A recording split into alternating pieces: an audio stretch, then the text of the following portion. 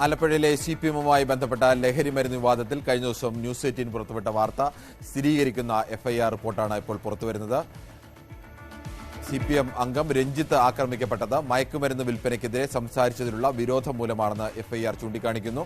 North police register ചെയ്ത കേസിൽ ഒന്നാം പ്രതി CPM കാളാത്ത് A ബ്രാഞ്ച് അംഗം സുരാജാണ്. സംഭവത്തിൽ മറ്റൊരു പാർട്ടി അംഗത്തിന്റെ വീടും വാഹനവും അടിച്ചു തകർക്കപ്പെട്ടിരുന്നു. CPM സംസ്ഥാന സെക്രട്ടറിക്ക് രഞ്ജിത്ത് നൽകിയ പരാതി സ്ഥിരീകരിക്കുന്നതാണ് പോലീസ് FIR. News 18 exclusive.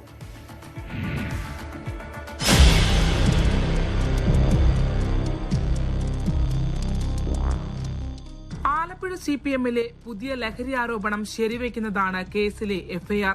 മയക്കുമരുന്ന് വിൽപ്പനയെക്കുറിച്ച് സംസാരിച്ചതിലുള്ള പകയാണ് അക്രമത്തിലേക്ക് നയിച്ചതെന്ന് പ്രഥമ വിവര റിപ്പോർട്ടിൽ വ്യക്തമാക്കുന്നു.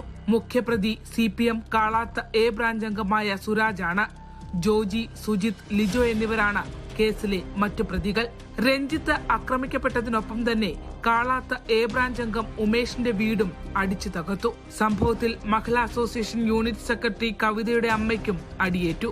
ഏപ്രിൽ 22 നടന്ന സംഭവം CPM ആശ്രമം ലോക്കൽ കമ്മിറ്റിയെയും നോർത്ത് ഏരിയ കമ്മിറ്റിയെയും രഞ്ജിത്തും ഉമേഷും അറിയിച്ചിട്ടും പ്രതികൾക്കെതിരെ നടപടിയുണ്ടായില്ലെന്ന് മാത്രമല്ല അനുകൂല നിലപാട് കൈക്കൊള്ളുകയും ചെയ്തു.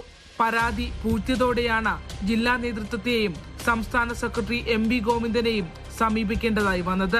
വിവാദ വിഷയത്തിൽ CPM സംസ്ഥാന കമ്മിറ്റി അംഗം CB ചന്ദ്രബാബുവിനാണ് അന്വേഷണ ചുമതല. കരുനാഗപ്പള്ളി ലഹരിക്കടത്ത് കേസിന്റെ വിവാദങ്ങൾ ആലപ്പുഴ CPM-ൽ ഇതുവരെ അടങ്ങിയിട്ടില്ല. അതിനിടയിലാണ് മയക്കുമരുന്ന് മാഫിയക്കെതിരെ സംസാരിച്ചവരെ പാർട്ടി അംഗങ്ങൾ വീട് കയറി ആക്രമിച്ചിട്ടുള്ളത്. എല്ലാത്തിന്റെയും പ്രഭവ കേന്ദ്രം ആലപ്പുഴ നോർത്ത് AC കീഴിൽ ആണെന്നതാണ് ശ്രദ്ധേയം. ക്യാമറമാൻ പ്രശാന്ത് മംഗലശ്ശേരിക്കൊപ്പം ആലപ്പുഴയിൽ നിന്നും ശരണ്യ സ്നേഹജൻ, ന്യൂസ് 18.